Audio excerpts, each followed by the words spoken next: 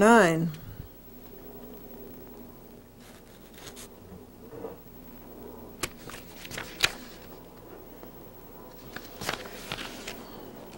There should be a flag here and I can't find it. Here it is, page 29. And now you defendants are the subject of a handwritten complaint. Obviously you have been bought by Cablevision. What you wrote about Glendora is a paid announcement. You have made statements which you knew were false, or which you should have checked to whether they were false. Defendants have shown a wanton and reckless disregard for the truth. Glendora is not a public figure, nor a limited public figure, as pertains to this action.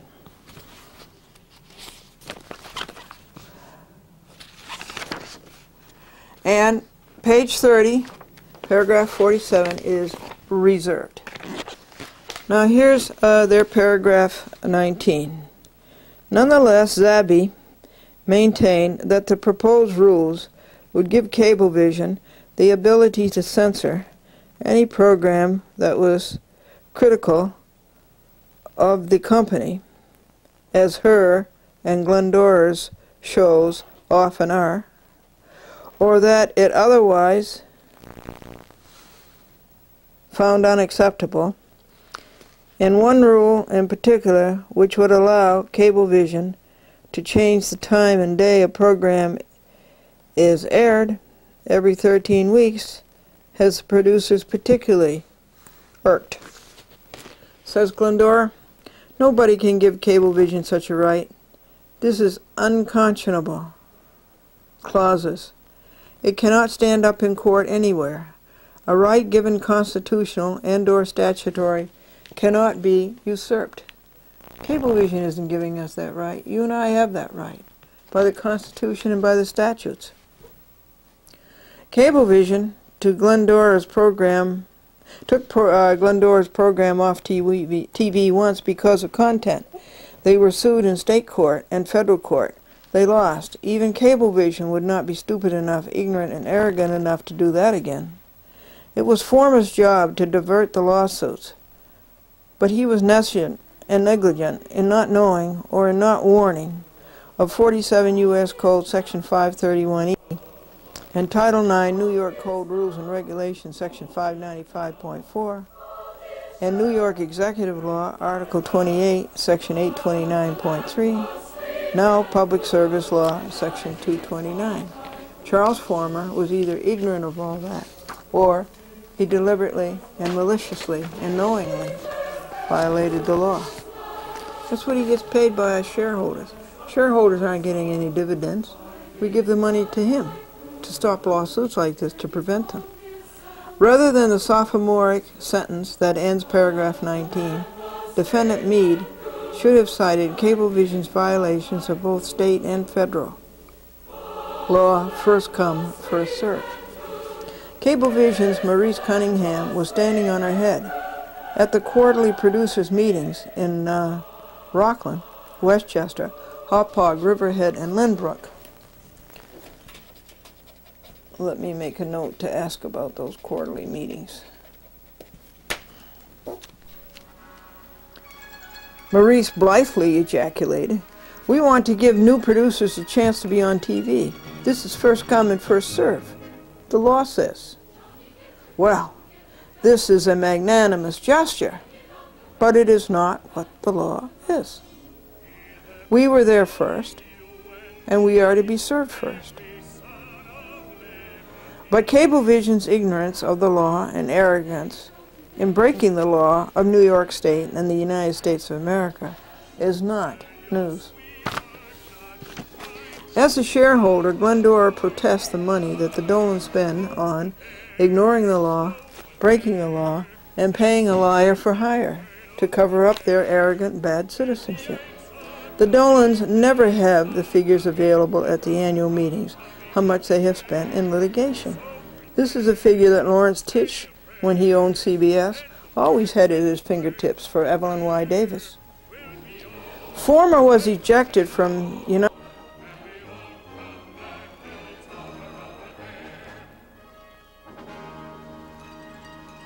ejected from United States Magic Judge Mark D. Fox, how he was ejected from Fox's courtroom.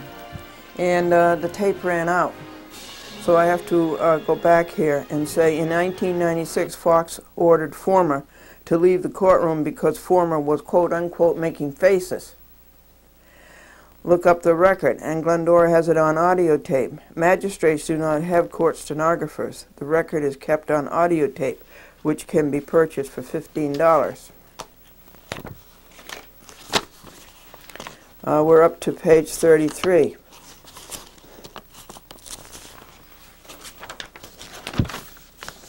A grievance against liar for hire, Robert M. Callaghy, was filed 2 years ago. Read it. Shira Scheinlin has it. A Callaghy was disbarred by the Second Department. Read it. Paragraph 20. Mead's article is superficial and supercilious. Cablevision has a monopoly, says Mead, on Long Island, and it is using that monopoly against us. And this is a quote from Zabby. Well, c'est vrai. That is true. For example, the 13-week rule could be used to abridge our constitutional right to free speech. Anytime cable doesn't like something a public access producer has to say, it can reprogram that show to 2 a.m. on Tuesday morning, said Zabby. Well, Cablevision has no power, says Glendora, to abridge free speech. You simply sue them. Again, Cablevision is not a state actor.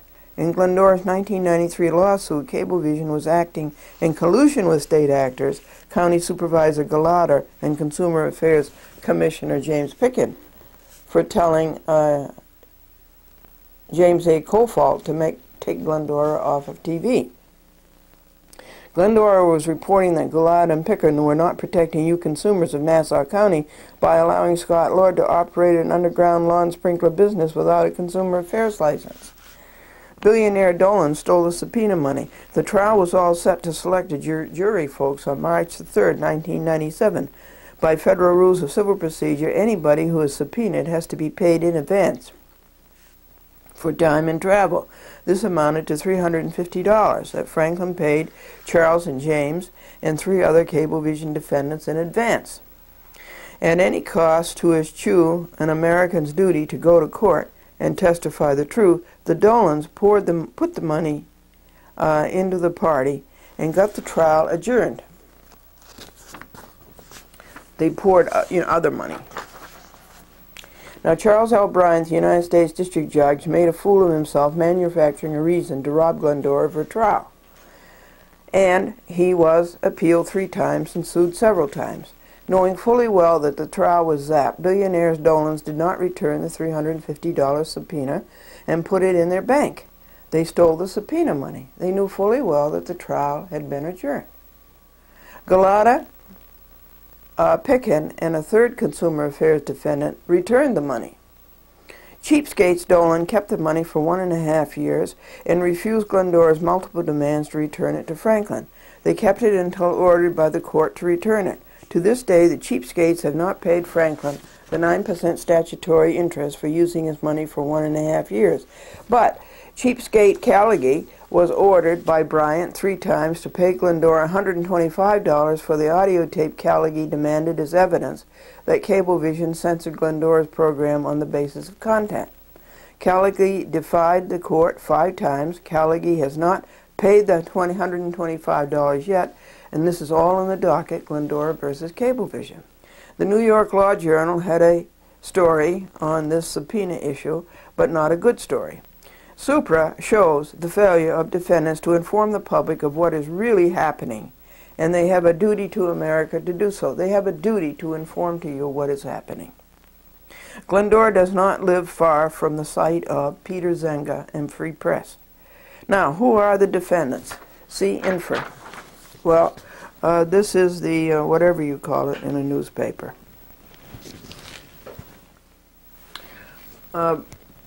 Bruce Wasserstein is the owner of American Lawyer Media Incorporated. American Lawyer Media Incorporated is the second defendant. George E. Dillahay is the publisher, and Lee Jones is a Long Island editor, and Julia C. Mead is the writer of this article. The New York Law Journal is also a monopoly and abuses America. Now, paragraph 21. The outcry from producers across eastern Suffolk County and from the town boards in Southold and Southampton. Now, Glendora says this is so parochial. The outcry was across Nassau, across Westchester, and across Rockland. And Cablevision to withdraw the proposed set of rules before they were to take effect on July 1st, but only for the time being, said Joan Gilroy, Cablevision spokeswoman and franchise manager. Glendora says that the defendants, the New York Law Journal, you get paid to interview Cablevision and reproduce their side, but you fail America to get the other side. This article by Mead is hopelessly untimely. The article is dated July 10th. Cablevision capitulated on June 19th. You know, that's like 3 weeks. The odious anathema was zapped nearly a month ago. Again, defendants failed their country. 70 public access producers stormed into Rockland Cablevision at the first quarterly producers meeting.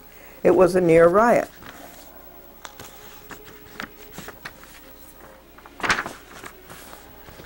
They shouted, they shook their fists, they converged on Maurice Cunningham and Cablevision program director Dan Saccone. In groups of 10 at a time, they walked out in protest. Quote, "You did not consult us first," quote, and quote, "You are wasting our time," quote. Cablevision's capitulation is a major victory for the public access producer movement. Defendants entirely missed the significance. Defendants did not read Glendora's marginalia, interlinears, and annotations on the Cablevision PEG access kit, the anathema. It cites the law as broken. It was the first protest to hit the fan. Paragraph 22, column 5, 3 columns to go. Cablevision has been committed and remains committed to public access, said M.S. Gilroy. Well, Glendora says this is chocolate-covered cyanide. Ha ha, ho ho, and he he. Rank violation of the Public Service Commission franchise renewal laws. Ms. Gilroy added that it was an oversight that the rules were circulated without the town's approval. But she said the company was now revising them based on rulings from the Public Service Commission and on the town input. You can always count on Cablevision to lie. Defendants failed to mention that Cablevision vice president in charge of the kit exited to Seattle. Paragraph 23. The underlying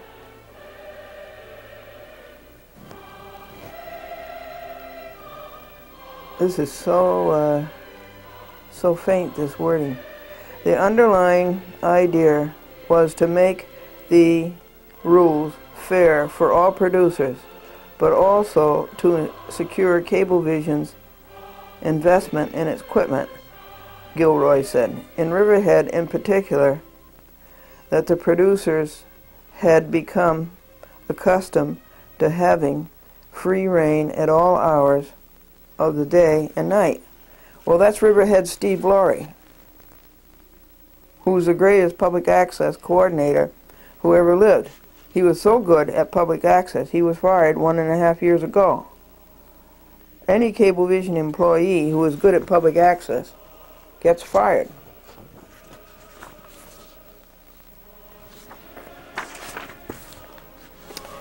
Discovery. Did defendants interview the New York State Public Service Commission? What is needed here is John Figliosi's statement to Glendora. Cablevision made an innocent mistake. They thought the rules in Connecticut and in New Jersey could be applied in New York, but these rules are against New York law. Diversity of citizenship. Paragraph 24. This is supposed to be first come, first serve. Non-discriminatory. But some of the producers thought they were entitled to have a primetime slot for the rest of their lives, Gilroy said. Well, they happen to be right about that. That is the law. The law is first come, first serve. And we're there first, and we have to be served first.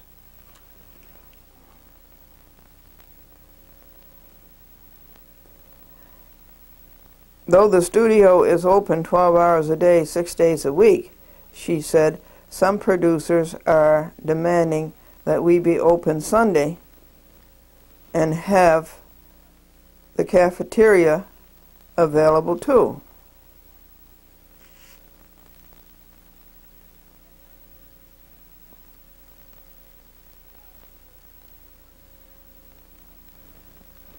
That's all in one paragraph, and it's all non sequitur. It's three different concepts. Glendora congratulates the New York State Public Service Commission for their role in smashing to oblivion the odious and anathema Cablevision PEG access kit.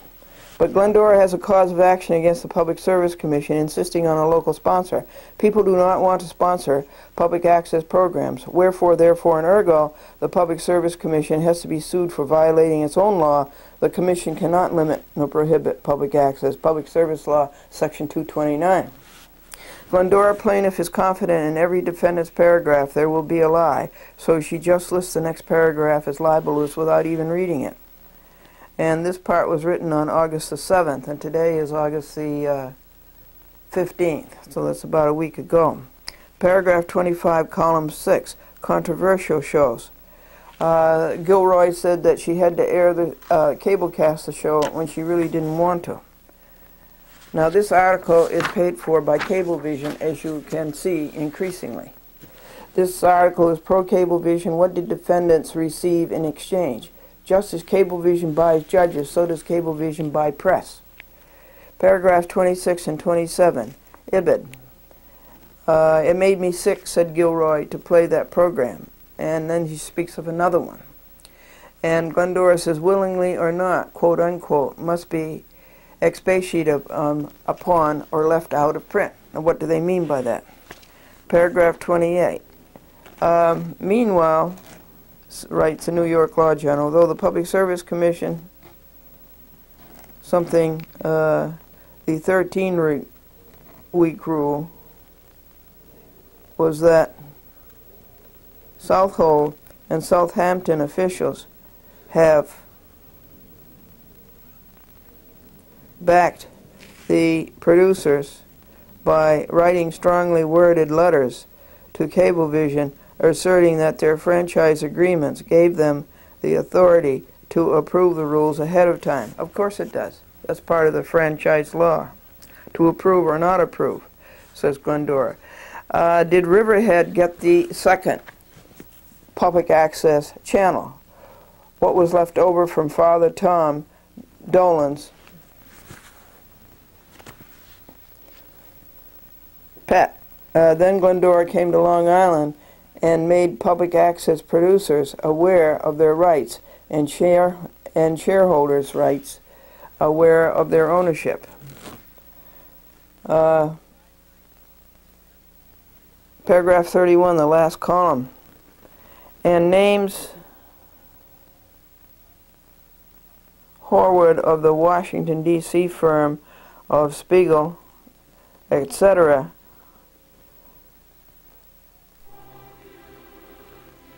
something dated the East Hampton and the trend on East End by Definition of grow. Yeah, he refined the definition of gross revenue, that it should include the premium programs and it should include the advertising revenue that Cablevision gets, and that therefore the community should get 5% of that also. The law is very clear on what gross revenue is, but leave it to the greedy Dolans to obfuscate, squeeze, and ringer. Recall the 1999 base salary of James L. Dolan. He got $950,000 a year base salary. He got another $4 million in bonuses, and he got another $4 million in other compensation, which they don't specify, and which I want to see the books, records, and minutes to find out what it was. Focus on the recent request for rate increase. Where does the money go? You have the answer.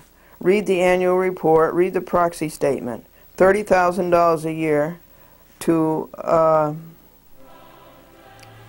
pals on the board, and $500 a board, $2,000 a board meeting, and $500 a telephone conference.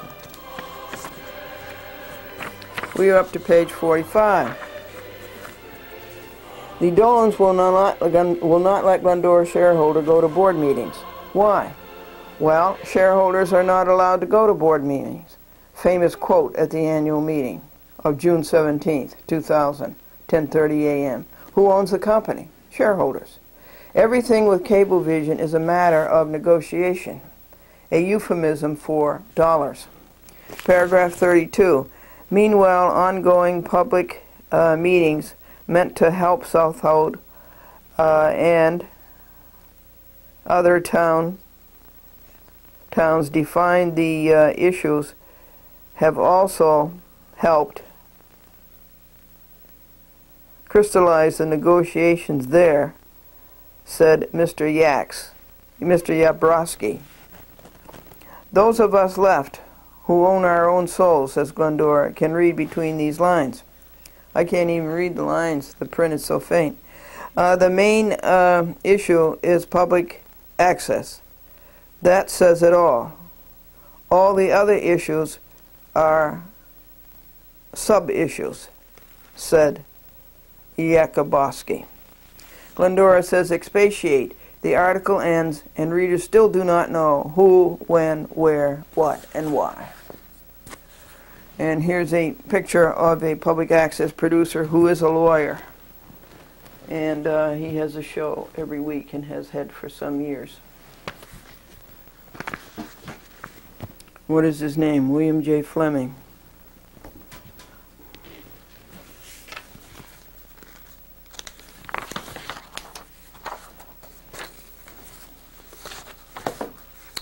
Public access channel, their franchise entitles them to. Give us some news for a change. Paragraph 29, column 7, next to the last column.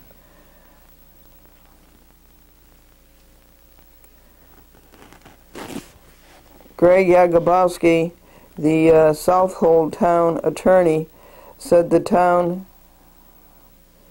had for years been content to extend its old franchise agreement over and over, increasing the franchise fee paid by Cablevision to the town leads to an increase in customer rates.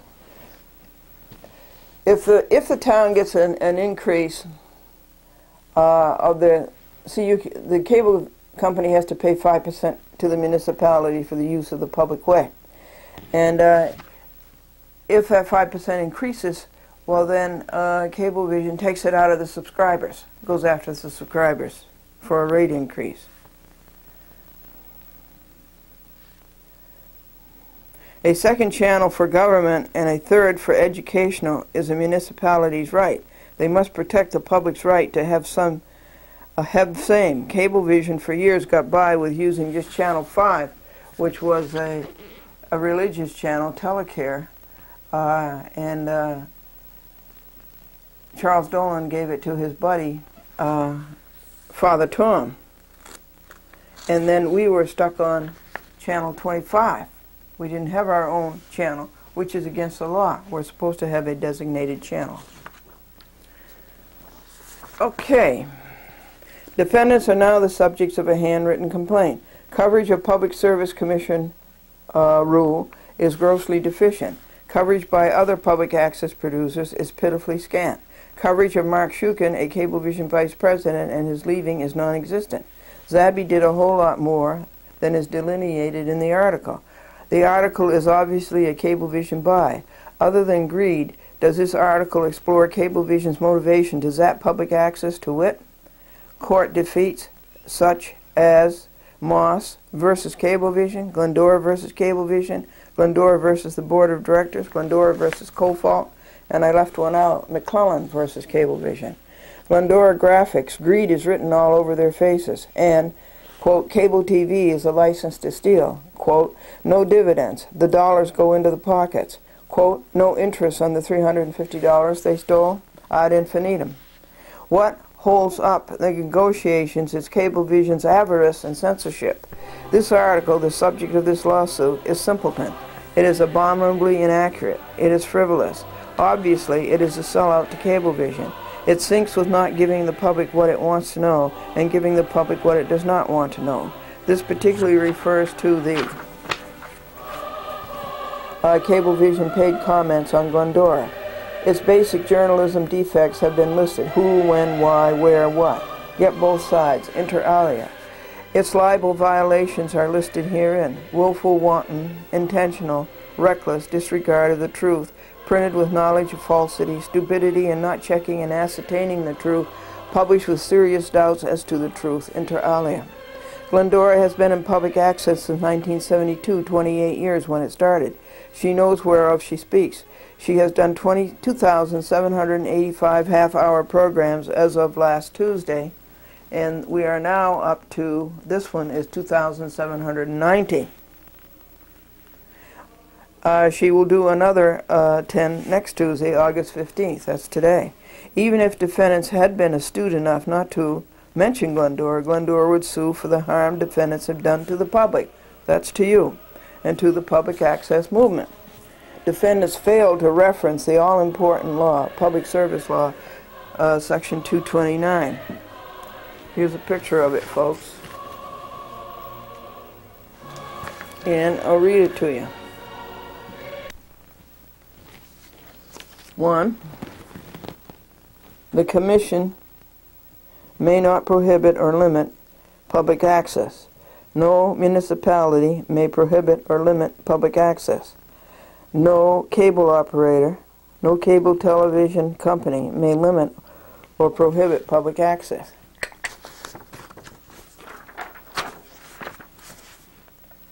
The failure to mention Section 229 prejudices the public, you, and prejudices public access. Wherefore, therefore and ergo, defendants had their chance to show what public access, a grand indigenously American institution, is all about, and they bombed. Instead, they took money to write good about Cablevision and bad about Glendora and about public access. For all reasons stated, pages 1 to 52, Glendora sues for $60 million, punitive and compensatory damages, the costs of this action, and all further relief just and proper.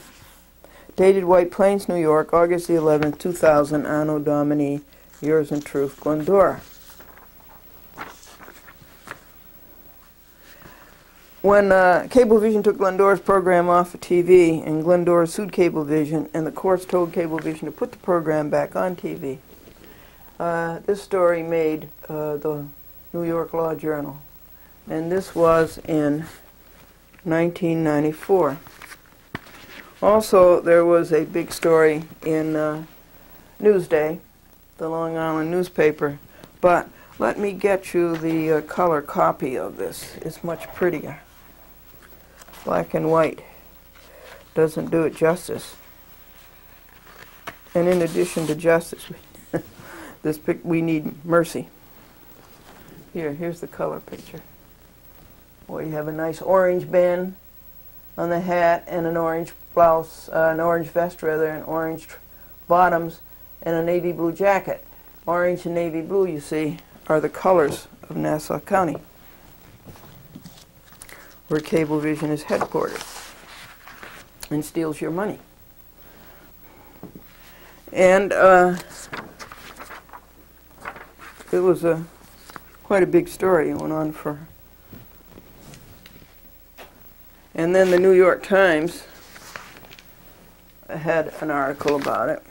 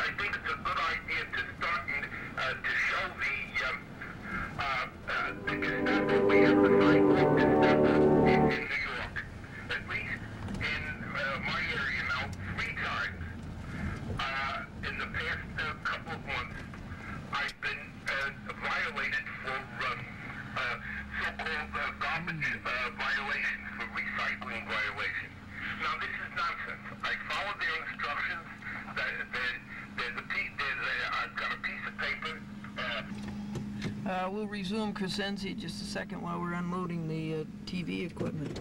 But look at this. I keep telling you all the improvements they're doing at Lynbrook. They're just doing everything. Now they blacktopped it. Isn't that marvelous? Cablevision Lynbrook. Folks, we're still on the run, trying to finish the videotaping. We just got one more to do, Crescenzi. We've arrived at Lynbrook. Isn't the new blacktop nice? And here's the rest of Crescenzi and the sidewalk Gestapo. In the lobby of my house where I am, and I follow those instructions.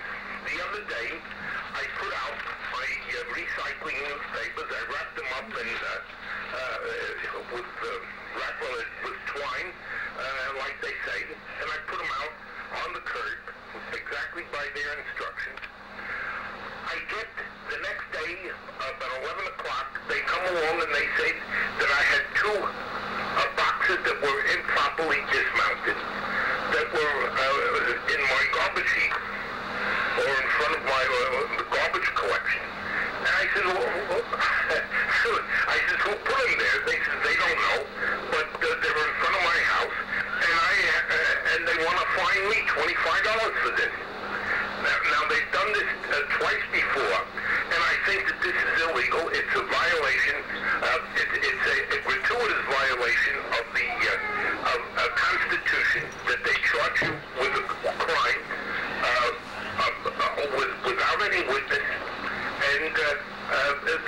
not only that, it also harasses old people.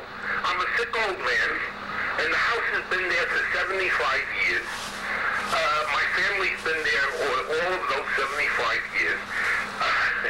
And I've been there for the past 60 years or so.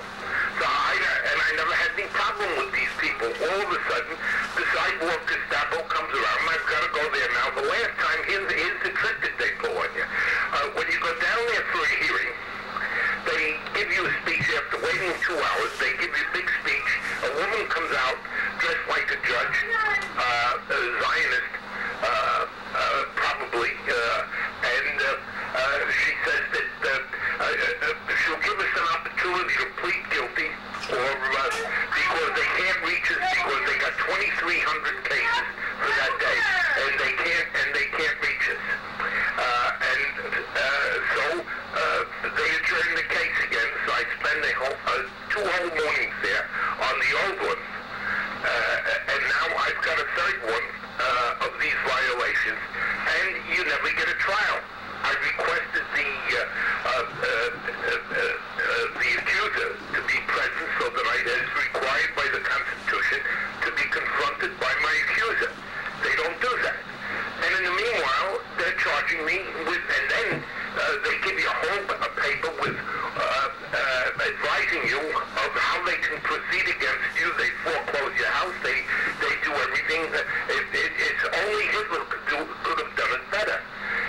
If you avoid these things, now, what can I tell you? They're charging us with crime that we don't commit. They're punishing us. And then, furthermore, we're getting punished by the very fact that we have to go down 2 or 3 miles away where they have these so-called hearing chambers. And we get treated with more bureaucratic abuse. And that's totally, the only reason that can happen is because we've got a thoroughly corrupt legal system.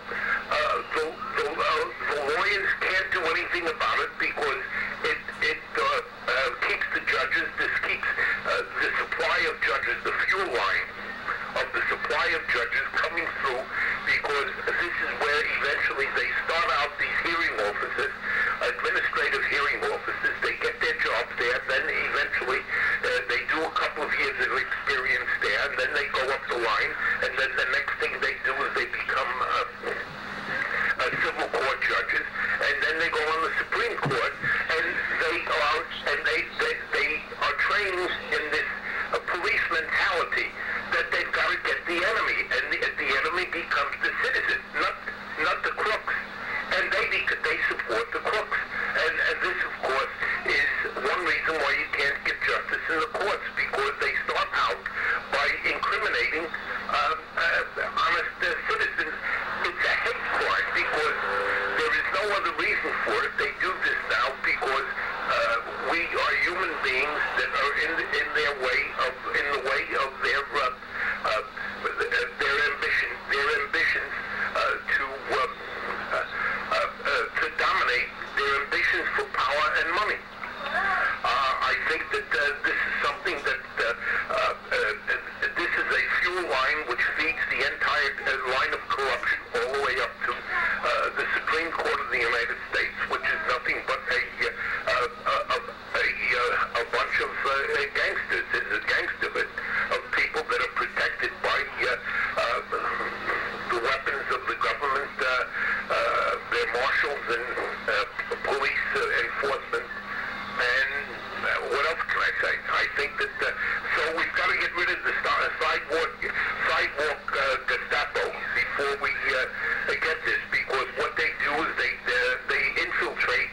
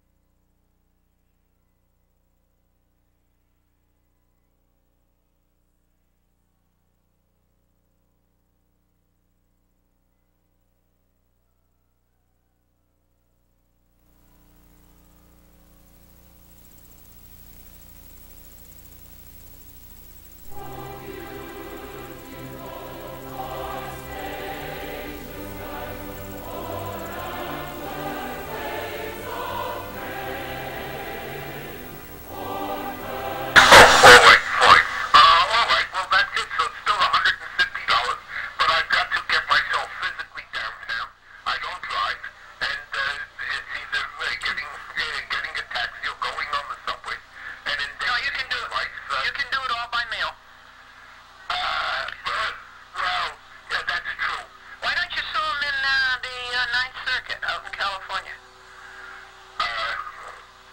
Well, that's a thought. I don't think it'll do us any good, though. Okay. I would like to add a thought of my own. You think it's just because they're interested in being bad government. I think their main motivation is money. I think it's a civil RICO. I think they're an enterprise. I think they're racketeering. I agree with you. And that's Title 18 U.S. Code, Section 1963. Civil RICO. They are running an enterprise. Right. They are out for money. Well, that's a good thought. I haven't looked at it that way. And also their parking ticket thing. Now, I've got them on that. They alleged that they had 3 parking tickets against me. Yeah. They sent the notices to an address that we hadn't lived for 9 years. And so, again, as what you said, and we were never confronted by our accuser, which not only goes back to the Constitution, but to the Magna Carta. That's right. And then we had no due process, and so they went and they towed the precious 1980 Lincoln off of the Bronx on Boston Road. And they took it to jail. An innocent car, and they took it to jail. And then they wanted $650 for the 3 parking tickets, which we had never known about, because we'd never been served. And actually, they had proof that the letters did come back to them from that address. And they wanted $650. So I went and had to the hearing examiner, same thing that you did, down on, it's down around, Gloucester Avenue. no, New Bridge Road, I think. That makes Or Kingsbridge Road. Yeah, all right. And so I went down there, and I know where that is, yeah. an examiner excused 2 of them. Right.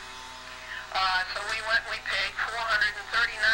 He said the other one he could not excuse because you already had a hearing. You were here and you had a hearing. I said, I've never been here in my life. I never had a hearing.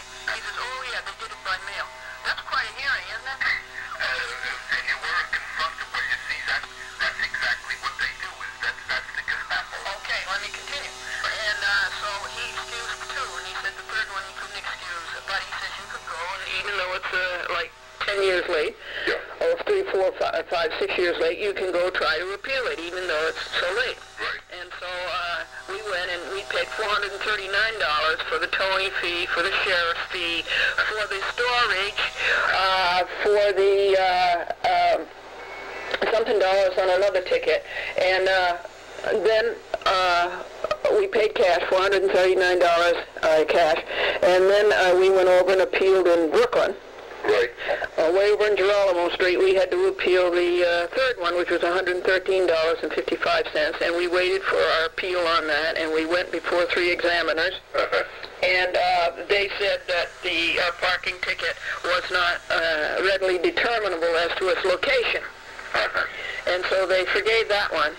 And in the check in the mail, yes, he came $133.15.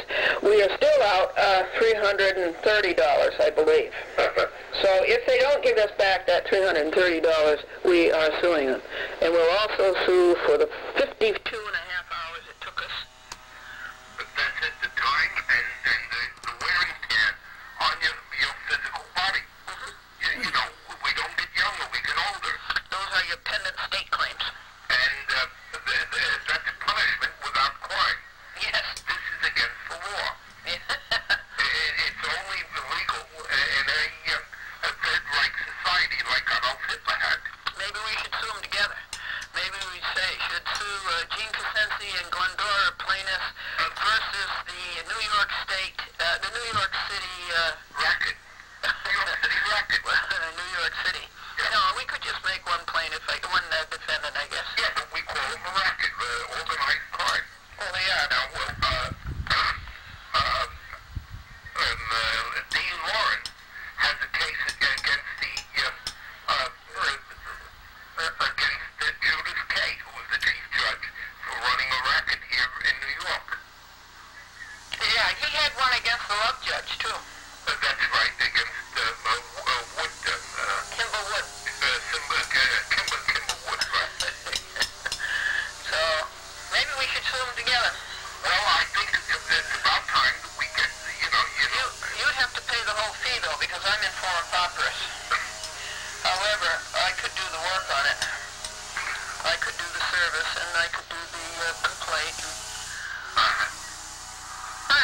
something about it. I can't make a form of pauperous because I don't have any income except the house that I live in. Oh, but you own it, see? Yeah. So that's... No, you can't own anything. You can't own anything. No, I see. you can't own anything. I don't own anything. I own a 1980 Lincoln that you could maybe get $100 for. But maybe not.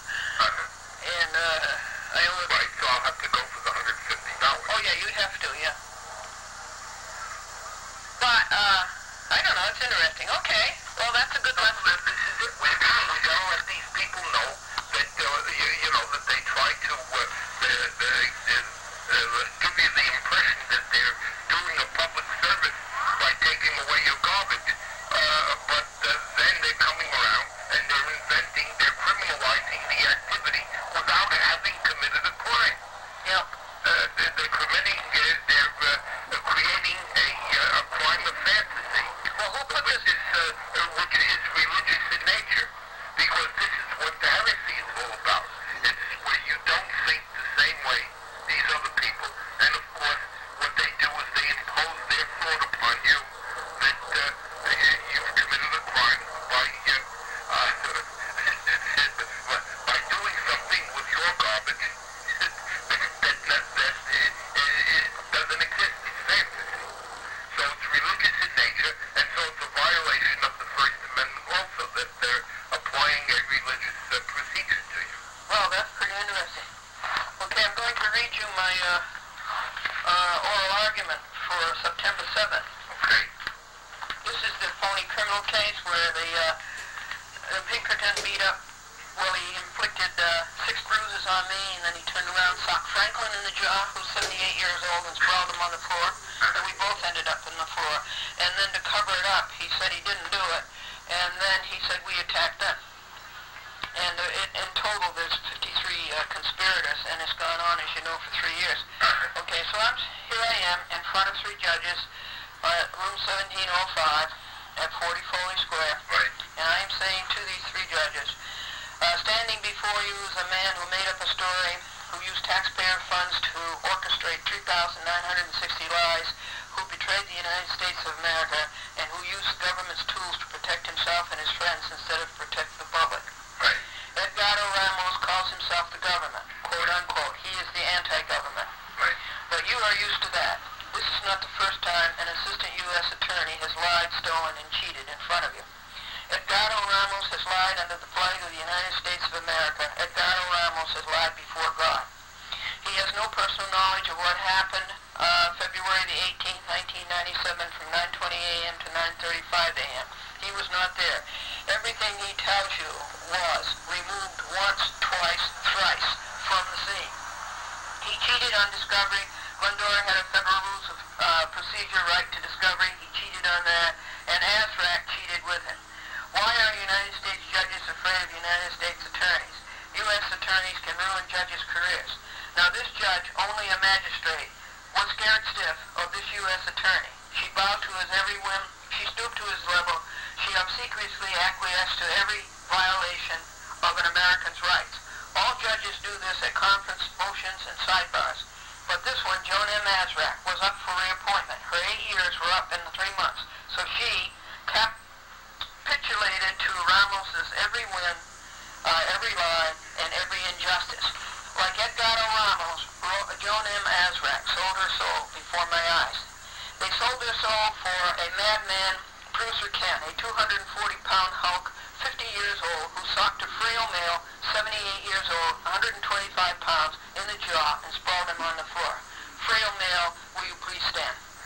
Azrak, Ramos, Robert Levy, Aileen Ross, Marilyn Deagle, and Eugene H. Nickerson sold their souls for punk Kenneth H. Mildworm, who was canned 1.5 years later.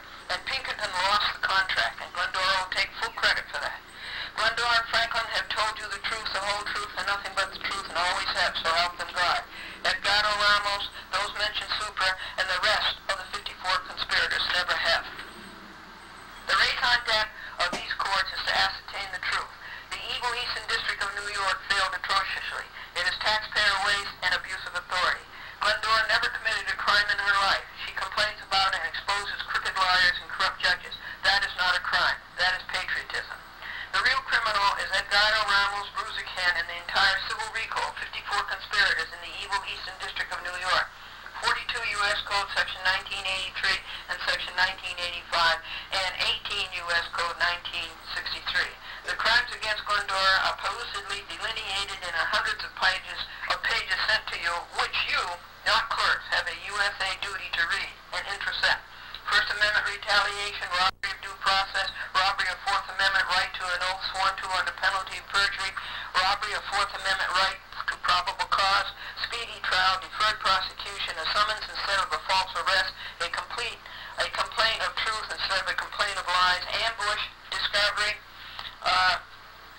waste of her and every American's taxpayer money, personal frolic, no official duty, not a federal officer, a cop for rent, no outside witnesses, no physical evidence, no audio tapes, no videotapes, no photographs, robbery of my witnesses, intimidation of jurors, forcing Glendora to take a legal advisor when she did not want one, and who, as you can see today, is too cowardly to show up for oral argument, Stuart Grossman. That's as far as I got. Very good. And what happened now? Did they come up with a decision yet? It's September 7th. Oh, this is going to go before it's scheduled for September 7th? Yep. Okay. If I get a chance, I'll... what time? No, it's too hard for you. And you know, what time? Oh, 10 o'clock is always at 10 o'clock. 10 o'clock. I've been scheduled. Sometimes they schedule for 2 o'clock. Okay, well, I'll keep that in mind, and maybe I'll see you in court. What about the oral argument? The oral argument is perfect. It's very good. The only thing is that you might consider saying that that you're being discriminated against because you're not Italian and you can't get the application of the law that they apply against Italian mafiosi crooks to put them in jail. No, I don't think I'll say that. All right, okay. I don't think so. Okay, well... Okay. It was just a thought. No. So what do you think of the oral argument? Well, the oral argument is perfect. You hit them on all the points, and... Thank you. I don't know how they can get around it, except to find for you. Now, the only thing is, what kind of relief can you get? How can you get unpushed from the ground? Okay. Well, Cassidy is Franklin's legal aid, okay? Yeah. All right, Cassidy has done... See, this case is tandem. These cases are in tandem. Yeah. Cassidy has done her work well as it can be done within these constraints. Right. She asked for a retrial and proper guideline sentencing. Glendora asked for total and consummate reversal and vacate and full restitution of $23 million, punitive and compensatory damages, Okay. the cost of this action, and immediate discharge of Ramos and his gang of gangsters. Right. Okay. Very good. You know, it's really something when they zap the probation. It's unbelievable. But, Yeah, they zapped the probation after about, it wasn't even a half over. They zapped it. You mean they released them from probation? Yeah, they discontinued the probation. One thing that helped with that is that I sued my 2 probation officers. That helped a lot. Well, of course. What was the... probate, you know. Yes. I sued them in the United States District Court, Washington, D.C. You're doing a good job. What can I say? And I'm delighted to be able to help you once in a while, if I can. Okie dokie. Okay. So now this will be... When will this go on? This will go on and it'll be edited on Tuesday. And it will be distributed to the cable companies that day. And then I usually keep my programs 3 weeks ahead. All right. Now I got another scheduling order from the for this lady, Gargano or something like that. Galgano? Yeah. Send it to me. Okay. And don't delay on those things. You know, the last time you said it was so late it was all over. Send it to me immediately. Just got them in yesterday's mail. Oh, good. Yeah. Send it to me today, would you please? Okay, I will. Okay, thanks a lot. Okay. Bye-bye. Have a good day. Yep, you too. tried it. So folks, that videotaping didn't quite get done for last week, even though I was doing it while I was setting up to edit. But it got done today. But the thing about today is that at 6 a.m. I started screening the archives, the 8mm, set up the 8mm. This is camcorder 2. Set up the 8mm and screened it and tried to find archives. And I found 4 that were okay on 8mm. And then I found 4 more over on a VHS. And then I found a couple more in the Cross River pile. And so, and then I had to dub 3 or 4 of them. And so it turned out that I needed 10 archives, and it's taken like 9 hours. I started at 6 a.m. and it's 2:15 now. And then I had to label all of the specials. There were 6 special programs. There were 10 programs, 11 programs done yet. 11.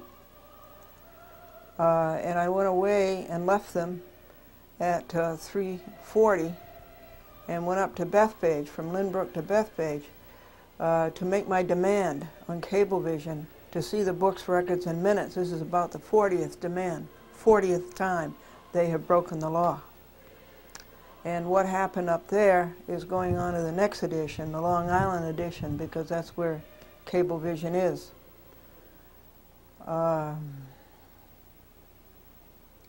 And so now Franklin has been labeling the 3/4 inch and the VHS. He has to do 20 of those.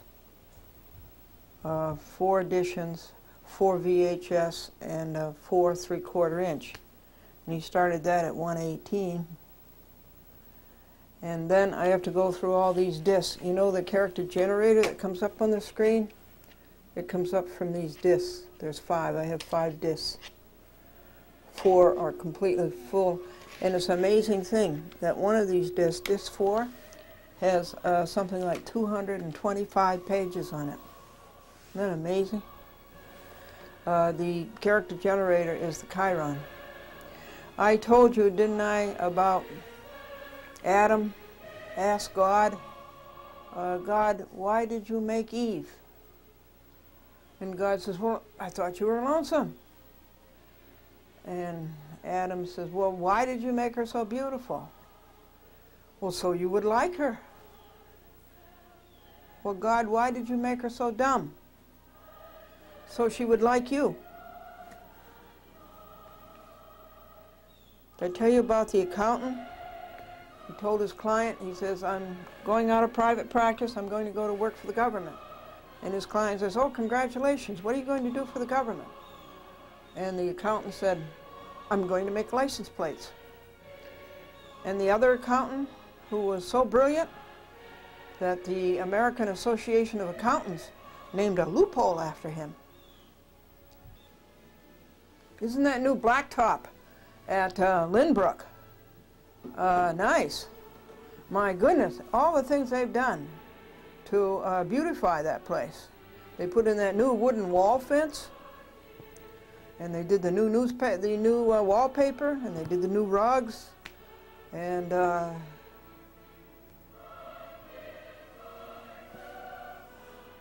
Lynbrook used to quote Franklin, the first time Franklin saw Lynbrook, he said,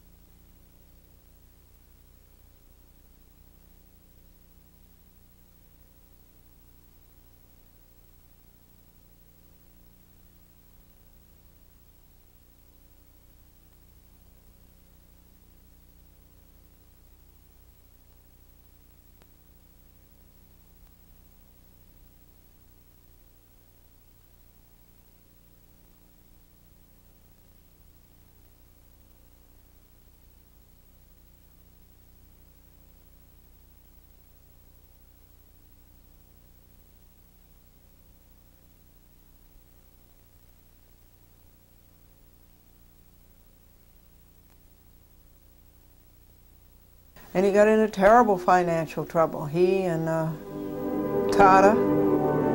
And so they fled to Long Island. And now look where they are today. They own every system in Long Island. But anyway, it went from Sterling, Manhattan to Sterling, Nassau.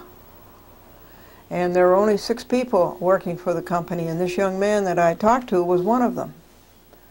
There was a fellow named Nick Channel who moved the office. He actually moved the desks out from Sterling, Manhattan to Sterling, Nassau. It was in Hicksville, I believe. And Charles Dolan and John Tata and a secretary and 1, 2, 3 installers. And this young man was one of those installers. So I find that fascinating. Every time I see him, I talk to him about that. And a new thing he told me yesterday was that Dolan told him that either you work for us or you quit the union. So this young man would not quit the union, and that's when they parted company. And Dolan's been a labor fighter ever since. He still doesn't have any union.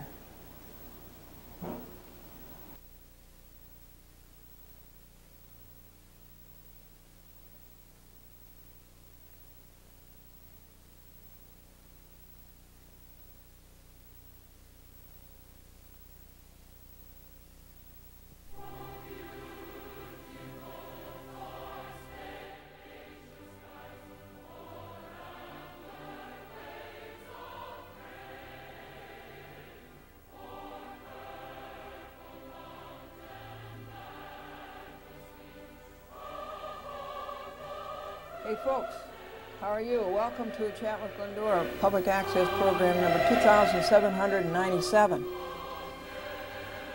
Going to 2800 this week. Adam said to God, "Why did you make Eve?" And God says, "Well, I thought you were lonesome." And Adam says, "Well, why did you make her so beautiful?" And God said, "So you would like her." Adam said, "Well, God, why did you make her so dumb?" And God said, "So she would like you." You knew about the accountant, didn't you?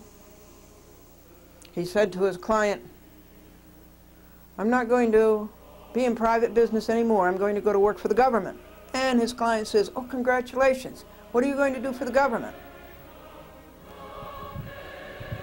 And the accountant says, "I'm going to make license plates." And the other accountant, he was so brilliant that the American Society of Accountants named a loophole after him.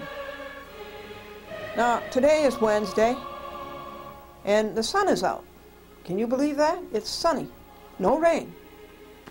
I believe the rain has ruined over half of August. This is the 16th. And I think we've, had 4 sunny days? Rain, go west, where they need you. We don't need you here. Now yesterday was Tuesday, and I edited 10 programs, 10 half-hour programs. I do 10 programs a week, apparently. That's the way it's working out. And the editing at Lynbrook is superlative. Isn't that nice? About the blacktopping, the parking lot. Why, they've done so much to make Lynbrook good. When the first time Franklin saw Lynbrook after hearing about it for months, his first statement was, "Lynbrook is a dump." And that's something for Franklin. He doesn't say things like that. But now Lynbrook is a palace. New wall-to-wall carpeting, a new wallpaper, the green room all spiffied up. Of course, our editing facilities, they were always impeccable. So that's great news. So around 3:40, I had 9 editions edited. And so I put on the 10th and put up a slate, the name of the program and the date. and made the 10th edition, and jumped ship and went off from Lynbrook to Bethpage to make the 40th demand on Cablevision to show me, a shareholder, the books, records, and minutes. And this demand is through Hillgartner, Thomas J. Hillgartner, the lawyer who beat Cablevision on Moss versus Cablevision, and has and is awaiting an argument decision from the Second Circuit, U.S. Court of Appeals, on Goldberg versus Cablevision. So we left, and we sped down the southern state and up Route 135. What's it called? The something expressway, and onto Old Country Road and onto Stewart Avenue and to the airplane hangar where Cablevision is, and there weren't any geese. And there weren't any planes flying out of the airplane hangar at 1111 Stewart Road, Bethpage. And so I went in, and what happened is on audio tape. So I'm going to play you that audio tape.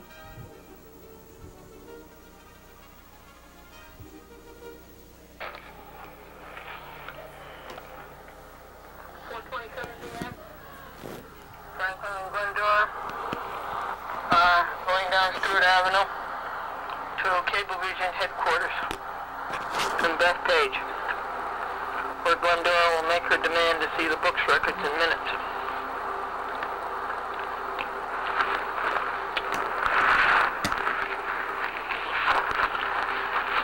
First I went in and gave everybody lollipops. Cleaned me up. One to security, one to Marie, one to Jackie.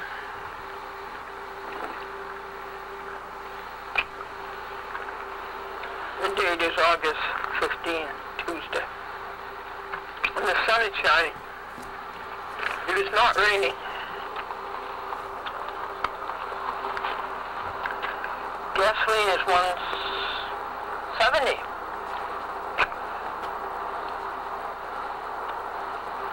That's down 6 cents. There's the airplane factory. And the geese. The geese were over in the back.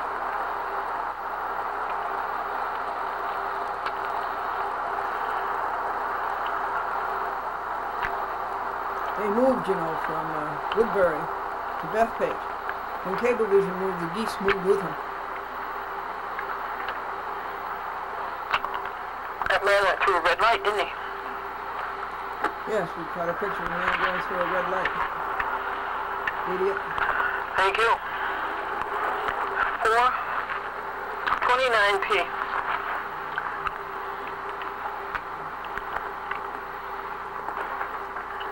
Franklin let me out at the front door, and then he went and parked. Nice flowers. Thank you.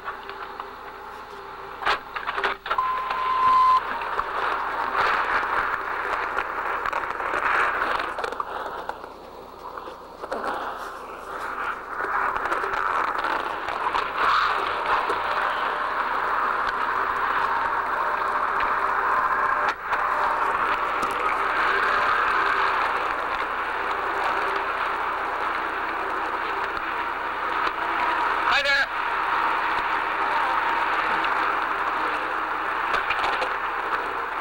That was a woman putting on her shoes outside the door. Hi, Marie. Hi.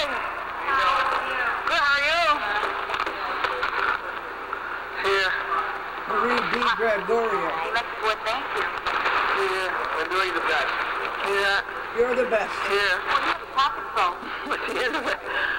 I'm here to see the books, records, and minutes in pursuant to this demand, which I will show you. You can read from it if you'd like. Well, have fun, Marie. Glendora, see you later. Hey, I'll see you. Security's getting up from the front desk saying goodbye. You found a good job.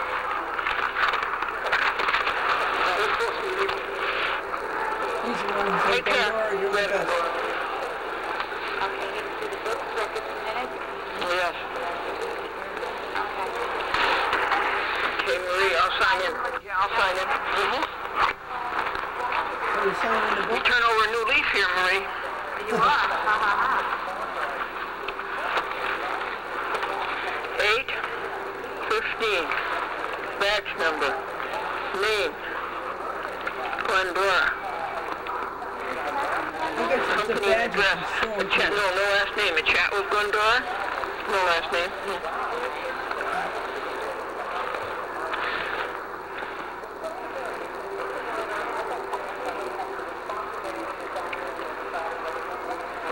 Citizen of the USA, yes. Department. Okay, books, records, and minutes.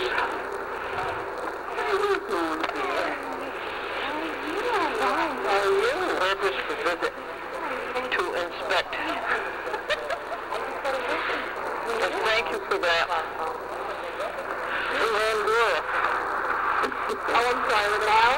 No, no G. Oh, no G. Oh, okay. Sorry. What's your name? My name is Jackie. Oh, nice to meet you, Jackie. Meet you. 432P. That's unbelievable. It's on your face.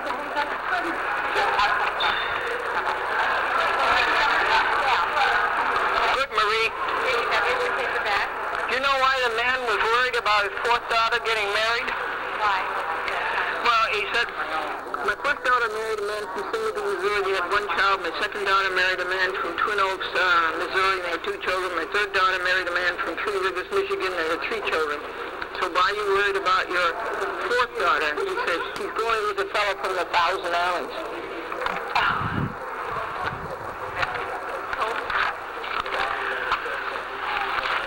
Oh, good, Marie. I'll go and sit down. Okay, make yourself comfortable. How's things going?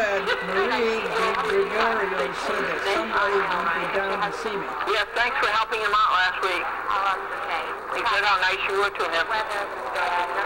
Yeah. She asked where Franklin was. And I said, thanks for helping him out last week. When he came in and said that he delivered that the demand would be made today. Now I'll put my teeth in. Because I don't want this to be a toothless demand.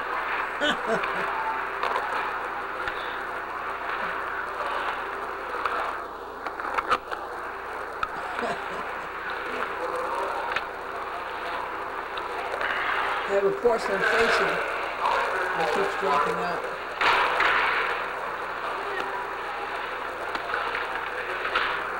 I went down the sink and the landlord I think I had bent opened my the teeth trap. a little bit. They're uncomfortable. And he found it. And I swallowed it. I got it back. Let me go see what he just put up on the bulletin board. The man just put a sign up on the bulletin board in the lobby.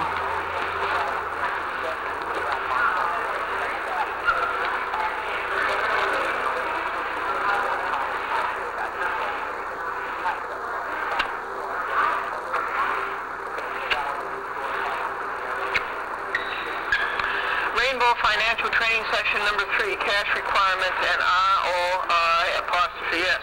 Wednesday, August 16, 2000, 9 a.m. to 12 noon. Conference rooms A, concourse level. Concourse? And here comes Franklin.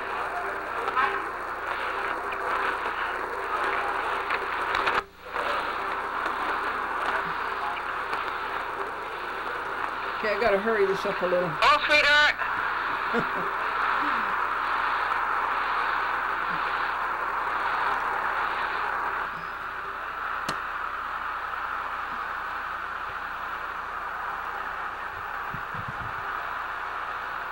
You look nice in your red jacket. Yeah, he did. Light blue pants. Dark blue tie.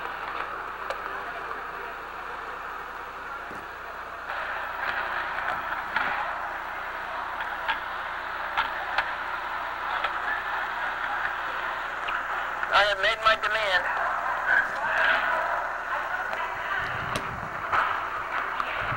guy from security. And there's somebody in security eating one of our lollipops. Guy from security walking around eating my lollipop.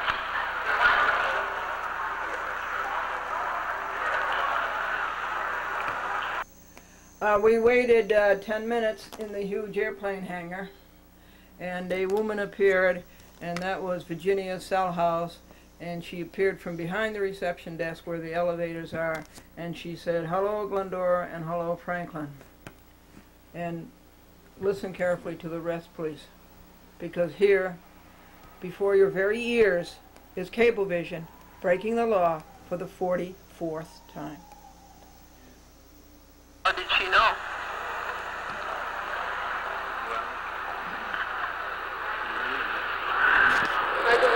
Hello?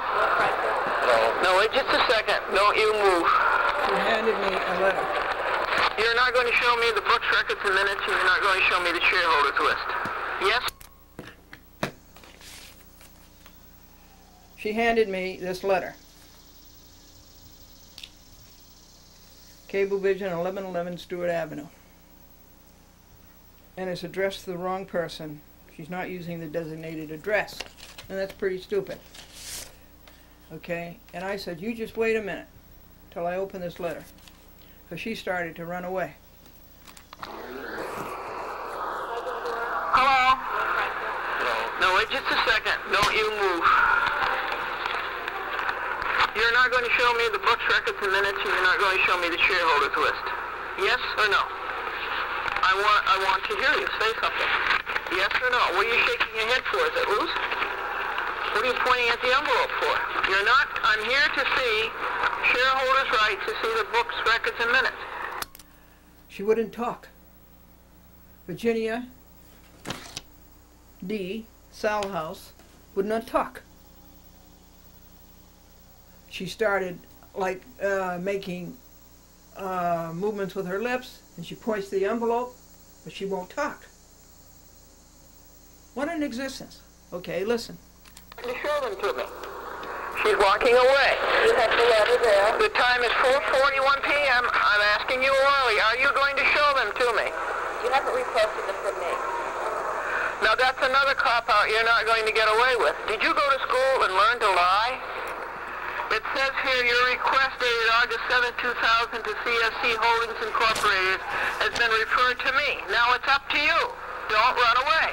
Are you going to show me the books, records, and minutes? I think your answer is in that letter. Are you? I think your answer is in that letter. Okay, you walk away from here, that's a no, and Phil Gardner and I go see the judge. Our records do not indicate that you are a shareholder of CSC Holdings Incorporated. Accordingly, your request must be rejected. Victoria D. Salhouse, Vice President, Associate General Counsel. What have these people done wrong? What are they holding up? Okay, that's the answer. And now we go. And now you did not only serve that on CSC Holdings, you served it on Dolan, James E. L. Dolan, and you served it on Charles F. Dolan, and you served it on Robert S. Lemley, and you served it on Cablevision Systems Corporation.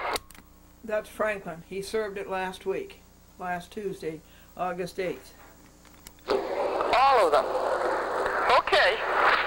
So Phil Gardner and I go see the judge.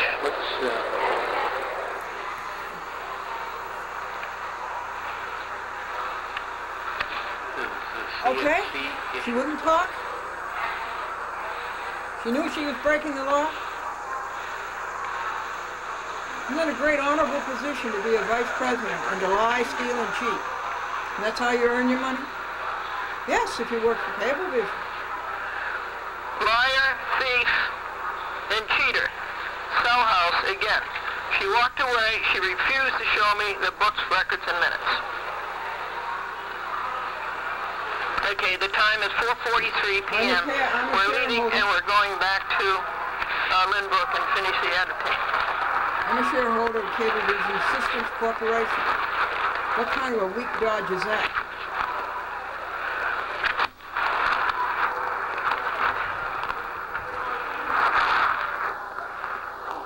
I told Hilgartner that I think it should have been made out to Cablevision Systems And Corporation. she's gonna get sued. Well, you bet she's going to get sued. I've had enough of her. Well, never mind.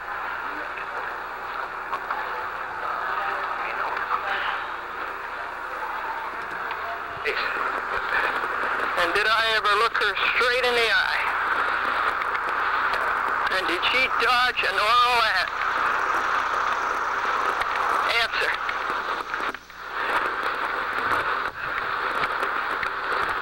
Walking back to the A car. liar for hire. A liar for hire. I'm going back to pick up Franklin.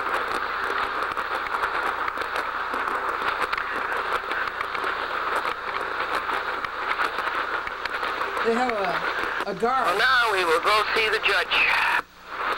In addition to all the security they had a guard working for a security company standing outside, leaning up against a concrete wall.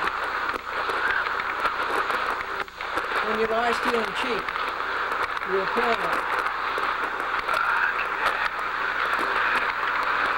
Franklin was a witness to it. Franklin says it's obviously a Dodge. 44th one. Well, obviously a Dodge. Obviously a Dodge? But this is a Lincoln.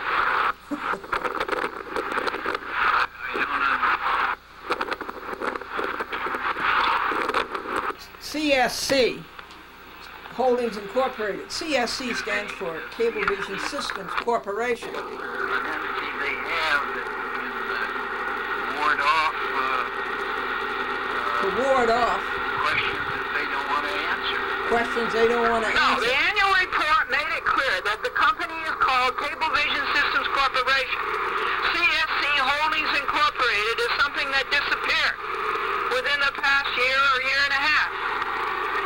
It was the talk during the TCI negotiations. That's right. So by their own statement, it doesn't exist. By their own word. By their own words, CSC Holdings Incorporated. What did the look on her face tell you? What did the look on her face tell you? Worst look on her face. I want to answer your question. What did... She was just doing what she was told. She was just doing... Was she proud of herself? No. Was she comfortable? No. She was uncomfortable, right? Why was she uncomfortable? Because she knew that it was erroneous information. She knew it was a cheat. Yes, right. And she knew that she was getting about as low as any lawyer can get. Right. That's pretty low. Right.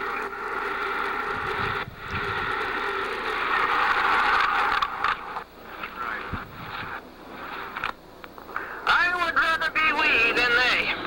Any day. At least we own our soul. This is further evidence that Deitch is out. David That Deitch. she's taken over Deitch's dirty work. I think so. And she will be out soon, very soon. Very soon. She was speechless.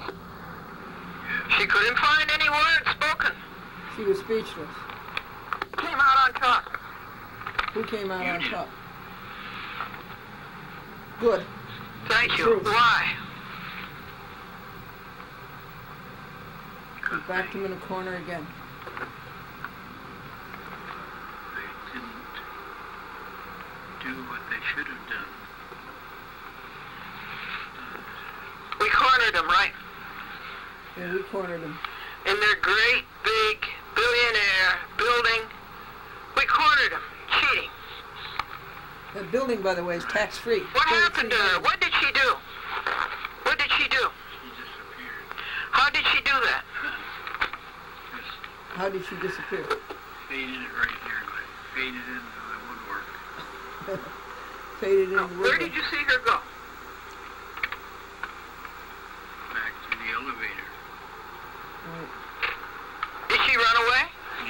Yeah, she ran away. Is she afraid? Yes.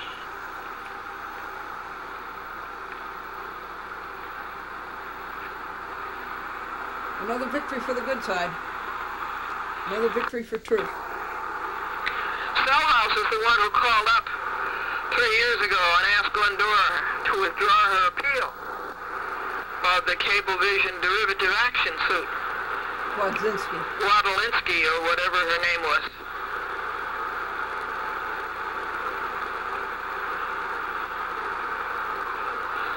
And guess what Glendora said? No. Right.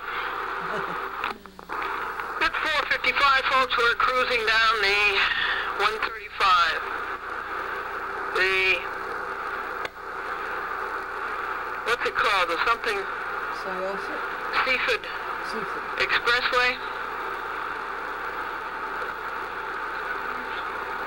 And we are going back to Lynbrook. And we are going to finish editing. You cannot see the books, records, and minutes because you are not a shareholder of CSC Holdings Incorporated. We should have asked her, is anybody a shareholder of CSC Holdings Incorporated? I told Hillgardner that over the telephone, that I didn't think it was CSC Holdings Incorporated anymore. And I thought that was gone. Because throughout the annual report, the name of the company is Cablevision Systems Corporation, back to what it used to be. You want to know why she wouldn't say yes or no or shook her head? Why? She knew she was being recorded. And she knew it was going to be on TV. Right.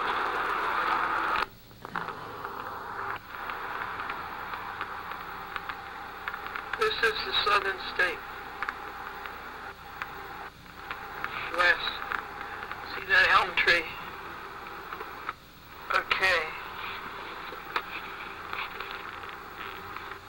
It is 5 o'clock. We better tie it. Wasn't too bad for the usual Long Island 5 o'clock We traffic. made the demand without prohibiting the editing. We made the demand without prohibiting the editing. Passing the Wontok. Passing the Wontok. Tie up. Long Island tie up, 5:03 p.m. Southern State at Wontok. Franklin says devious, That's what it is, but devious. they've done that before. They've committed a massive crime, and they aren't going to let you know about it. They'll do They it think. again. Well, I'm not giving up to that extent.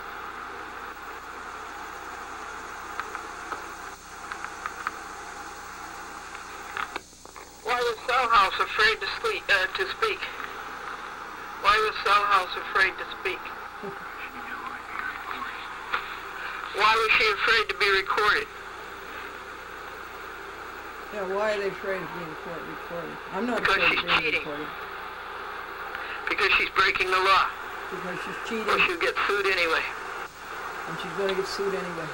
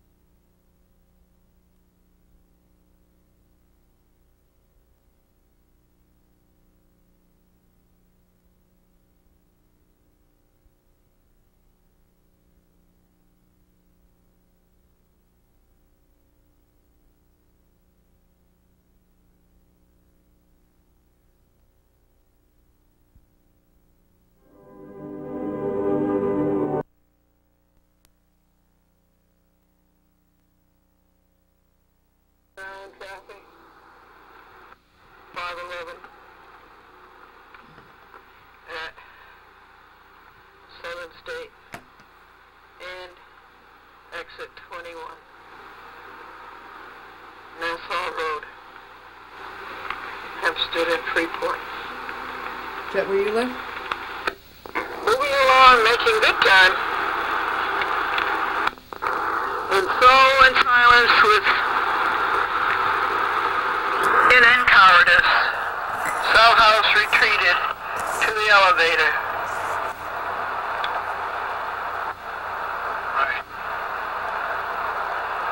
And to the nest of corruption. She thought that we were just going to get up and take that letter home. Is that what she thought? Why couldn't she come down and say it orally? Afraid. Guilty. Guilt-ridden. Indeed. Garden City, that's where that crook Edgardo Ramos has an office. There's Garden north, City. we don't want it. Next is south. Where Edgardo Ramos. We'll go back, The crook. we'll check our dump, Has and his we'll office. see. You see, they don't tell the How truth, it the is whole to pick truth, up and our nothing but the equipment. truth. The whole Let's go. truth is Glendora's a Medical shareholder center. of Cablevision Systems Corporation. We don't want mercy from Cablevision, we want justice. And the demand was made on The Bills betray their country. Cablevision What is the Systems date for Corporation. today? Glendora found her porcelain facing. Hooray. We made our demand. They Blessings sunk of the themselves into the ground again. 2, 3. We edited 10 programs, 10 half-hour programs. And the parking Keeping lot was watch paved. over the crooks and reporting what they're doing. 4. The sunshine. We had sunshine. We had no sunshine Monday, no sunshine Tuesday, Sunday, no sunshine Saturday, no sunshine Friday, no sunshine Thursday. 5.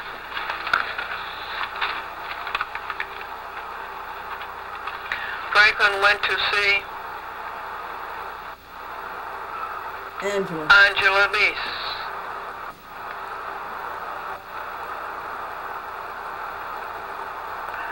6.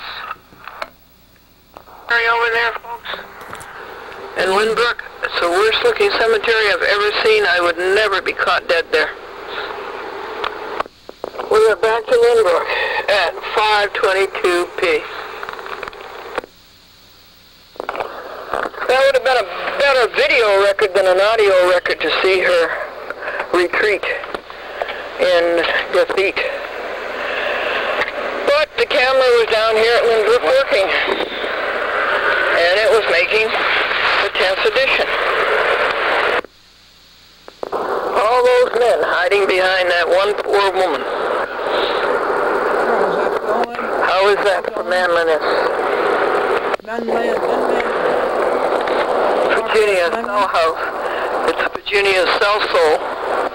Look at that great big boat over there, Frankie. Virginia Cell House, Virginia South Soul. Alter ego, alter ego, alter ego, alter ego. Yeah. Such a difficult question to answer. Are you going to show me the book's records in minutes? The answer is yes or no. And she stands there in a stupor, in silence.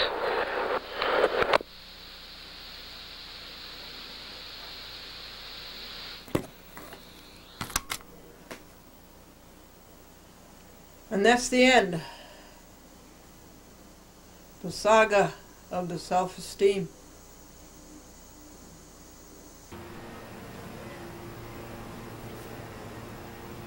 About full. It was good. Yes, I'm about full. There's a happy cat. There's another happy cat. Glennie's happy because we have sunshine at last. Trying to figure out how to get up on the table to eat some more food.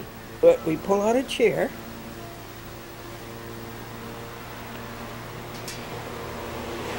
And we're all set. Oh, the Pizza last night was delicious, and what do you know? Thank you, God, sunshine. We have another day of sunshine. Just to have another day, we thank you for. This is the shareholder demand for inspection of record of shareholders of CSC Holdings Incorporated pursuant to Section 1315A of the New York Business Corporation Law. Affidavit by shareholder Glendora that CSC Holdings Incorporated, Cablevision Systems Corporation, Charles F. Dolan, James L. Dolan, Robert S. Lemley, and Virginia D. Sellhouse refused to show Glendora the record of shareholders. Under penalty of perjury, Glendora declares she is telling you the truth, the whole truth, and nothing but the truth. And she always has, so help her God. August the 15th, 2000, Tuesday at 4:30 p.m., Glendora appeared at 1111 Stewart Avenue, Bethpage, New York, 11714. She showed receptionist Marie D. Gregorio her demand of August the 8th, 2000, Tuesday at 2:30 p.m. Glendora orally said, I am shareholder Glendora, and I am here to see the books, records, and minutes. Marie made telephone calls and said, somebody will be right down to see you. Glendora sat down in the reception area. Franklin came from the parking lot to be a witness.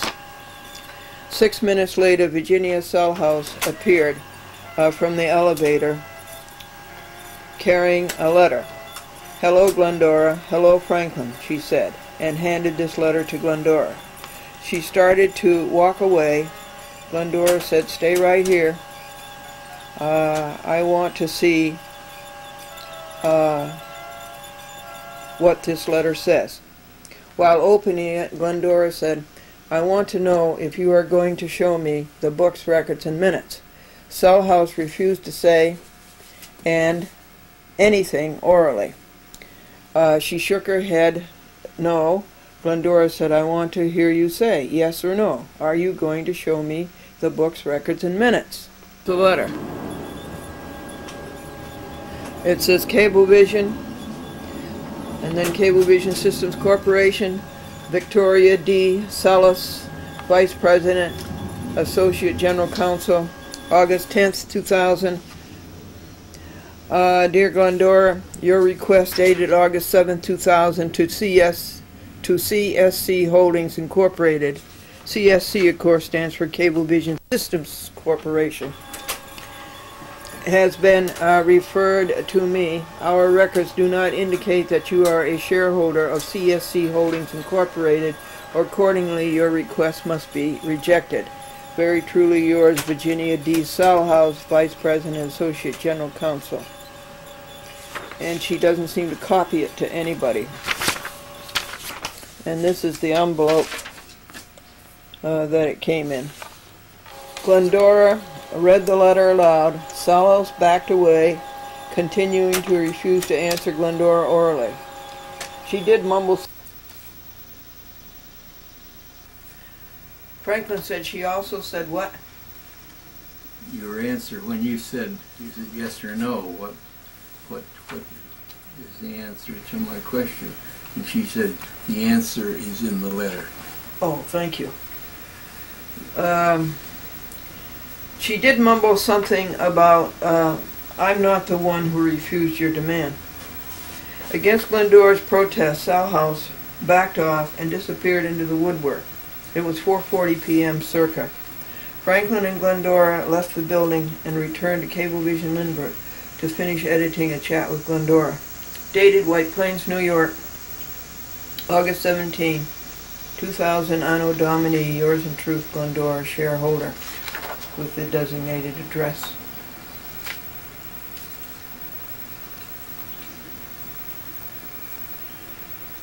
Very good.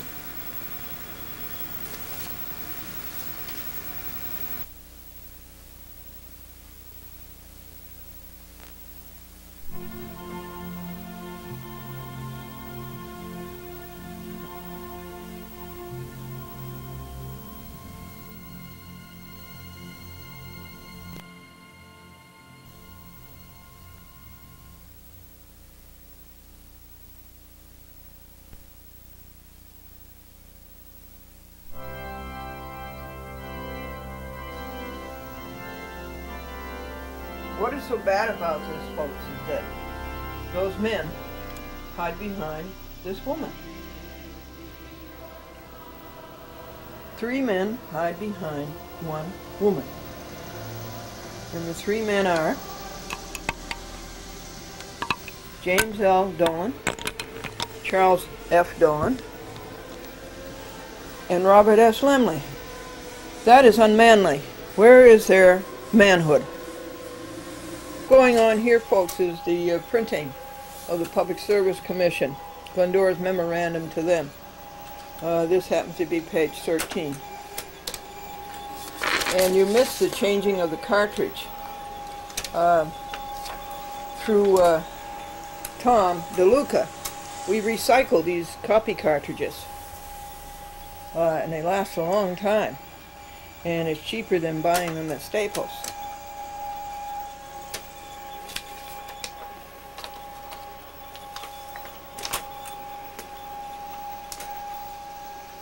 I've read you pages 1 to 10 of the Public Service Commission memorandum. Next I'll read you pages 11 to 20. This is Franklin Buell. How are you this morning? Oh, I'm fine. You a bright-eyed and bushy-tailed? Tell us what the status is. This is August 17th, 2000, Thursday. Tell us what the status is in baseball. Well, I could tell you better, maybe the 17th of September, we'd be more sure of what's going to happen for the World Series. But at the present time, there are probably 7 or 8 teams that have a chance of being in the playoffs. The Yankees, as always, are leading the American League East, the one division. I don't think there's any question but what they will win that division. Chicago White Sox, not a recent participant in the extra play, have a sizable lead in the Central Division. They certainly will be in the playoffs. And Seattle doesn't seem to be in danger of losing the Western Division. So there are 3 teams. Then there's a so-called wild card team to make 4 teams in the playoffs in each league. The Red Sox, Toronto, Cleveland, and Oakland are 4 teams that are possibilities there. It all depends upon which one has the best record, wins the most games. And they're all within 3 or 4 games. Their present win totals are within 3 or 4 games. It would seem to me that Oakland is the likely winner there, although, as I say, anything can happen. Cleveland has spurted recently, and they might win more games than Oakland does, but I would think Oakland would be the 4th one in the American League. In the National League, Atlanta, as always, is leading the Eastern Division, but the Mets are right behind them within 2 games, and anything can happen there. Although it seems to me that Atlanta is somewhat the better team, although their pitching isn't as strong as it has been, and that's been their real that's been the difference in their winning so long and so well. In the Central Division, oh my goodness, I have a memory lapse. In the Central Division of the National League, St. Louis, the Cardinals, are having a very good season and seem in no danger of slipping out of first place. And in the Western Division, Seattle's in the American League. In the Western Division, at the present time,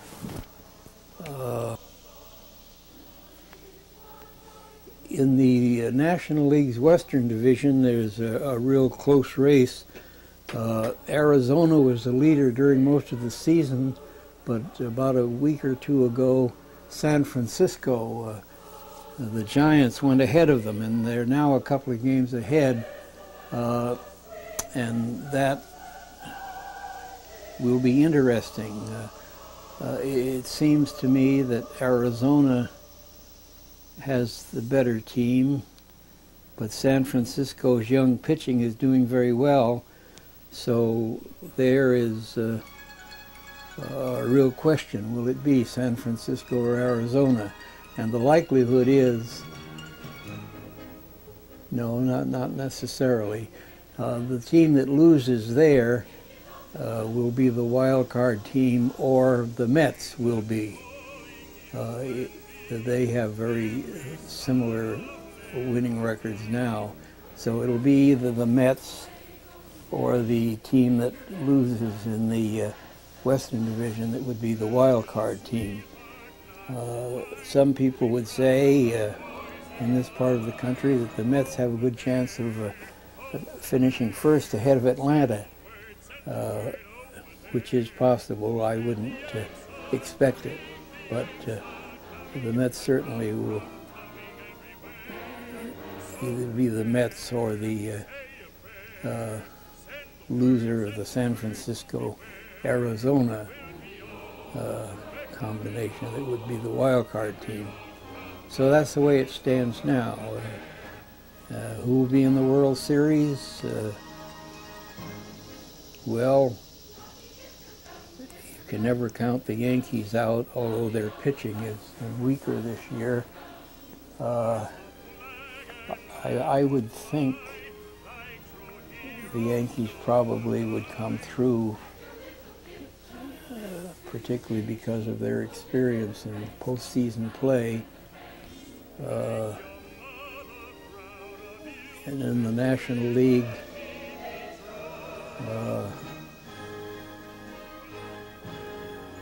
who knows? It seems to me that Arizona has an exceptionally good team, but the Mets might come through. You might see the Mets in the World Series. Subway Series? Subway, well, possibly, yes. That's a chance and a possibility, and that's what, of course, a lot of people around these parts would like to see.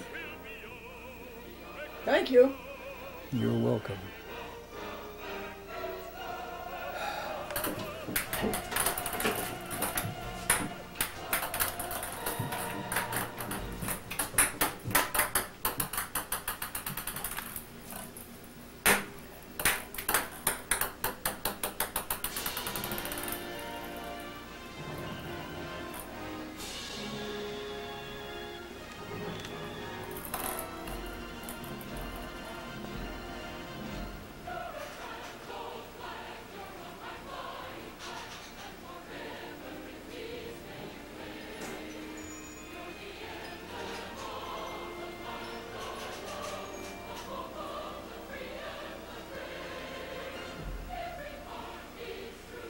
Show you the elephant tree.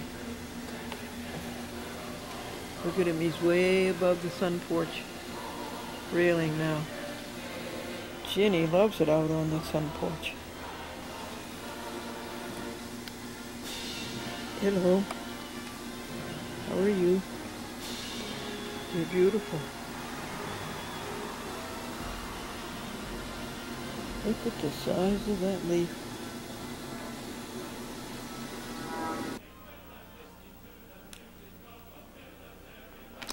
Folks, I have to tell you my hypothesis about God and electromagnetic waves.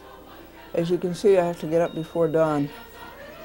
Monday, Tuesday was even worse. I had to get up at 3 o'clock to get the videotaping done. And there's so much information to pass on to you people that it takes 10 half-hour programs a week to get it all down to you. You say, well, I see only 1 half hour. Well, it's spread over 23 cable systems. Now, you know what an electromagnetic wave is.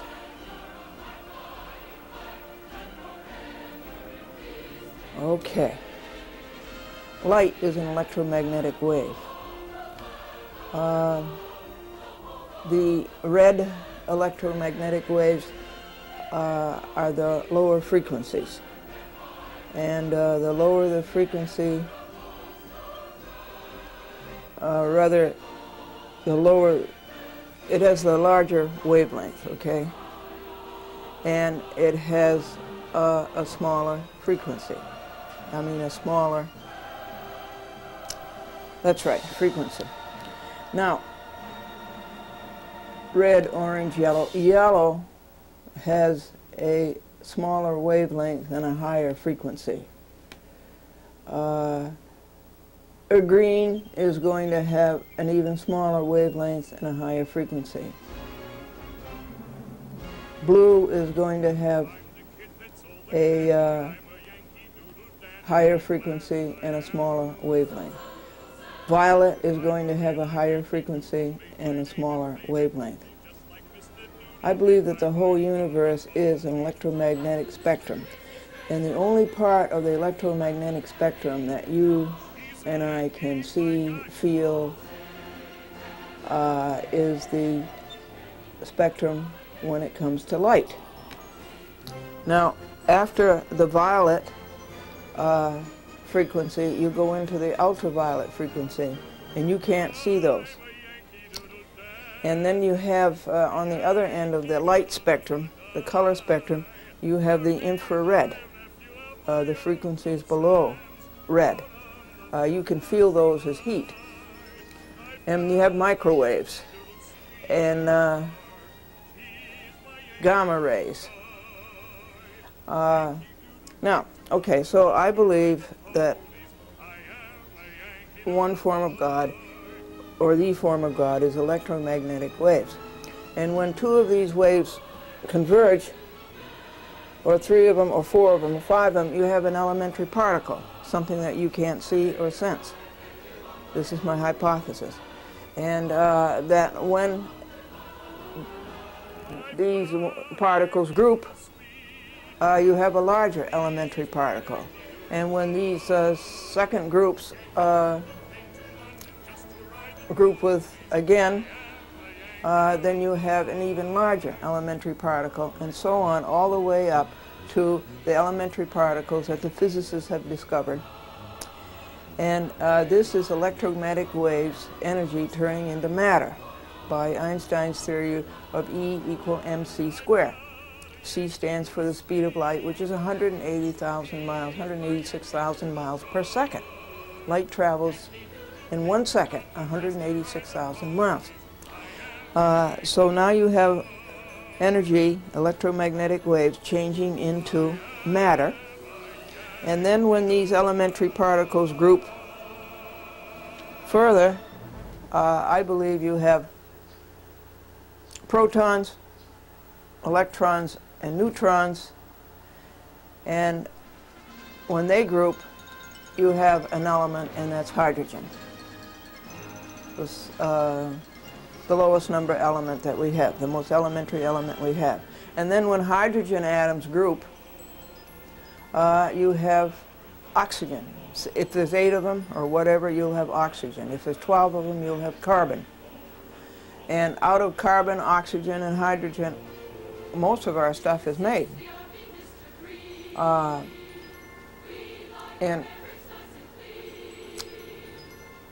those are compounds. And out of compounds, we have something like, well, we used to have what we call 96 elements, and now they've added all kinds of elements that really aren't very convincing. But when these elements group, you have compounds, and when compounds group, you have everything that we are. That is my hypothesis about God being electromagnetic waves. Now the opposite works, is that matter can be converted into energy. And it's tremendous energy. And so that is by E equal mc squared too. Just think that if you take 186,000 miles per second multiplied by 186,000 miles per second, that's c, the speed of light, and so if you square that, that's tremendous.